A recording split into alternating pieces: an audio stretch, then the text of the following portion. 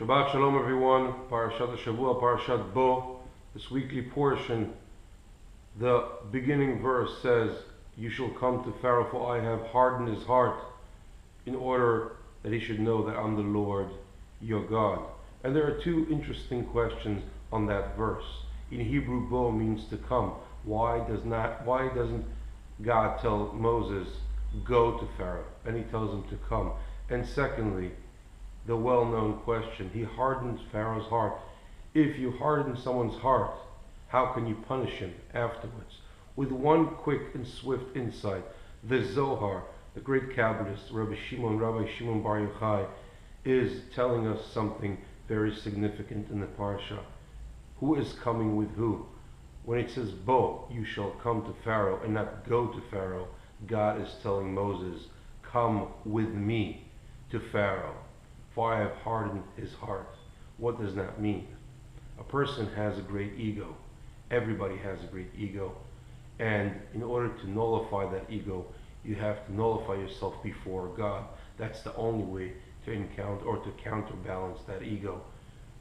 Ego has been a great challenge since the dawn of humanity, and how to create a state and how to create a society.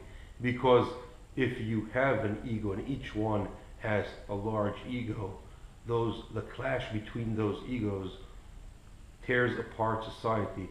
So there's socialism and capitalism, which are trying to balance the ego of a person and create a system where we can all live together. But none of these systems work perfectly. God is telling Moses there's only one solution, and that is to try and nullify your ego. And how does one do that? By understanding that the only freedom of choice a person can have is by nullifying that ego. Now, you have an ego, he says to Moses, come with me, nullify yourself, and we'll walk together to Pharaoh. And in order for him to understand what freedom of choice is, I'm going to inflate his ego so much, I'm going to harden his heart, that in the end, he will understand that the only way to really choose is to acknowledge God. Because at this stage, he is not in control. He sees all the plagues that are coming on Egypt. He's trying to get out of it. His people are suffering, but he cannot let the people go. Why? Because of his great ego. And the only way that he is going to remove that ego is by, in the end, understanding that there is God. When he sets his ego aside, when he recognizes God, that's when he has freedom of choice and he frees the Jewish people. So how does he do that? He hardens his heart. He literally inflates his ego to such extent that Pharaoh breaks and says, my ego is actually removing my freedom of choice. So therefore, in the end, I'm going to set it aside. What a great lesson from the Zohar.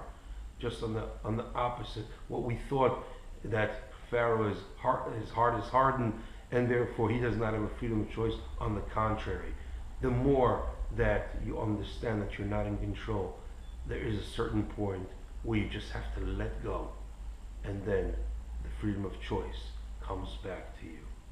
That's the insight from this week's Parsha. Deep and meaningful.